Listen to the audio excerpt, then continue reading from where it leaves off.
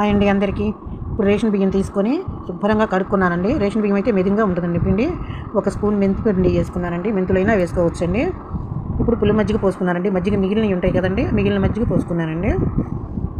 ఇప్పుడు over night అంతా నానబెట్టుకున్నాను. Mixie పట్టుకున్నానండి. ఒక స్పూన్ ఆయిల్ వేసుకుంటున్నానండి. బ్రేక్ఫాస్ట్గా కానీ ఈవినింగ్ స్నాక్స్గా కానీ ఎప్పుడైనా వేసుకోవచ్చండి. పుల్లగా భలే టేస్టీగా ఉంటాయండి.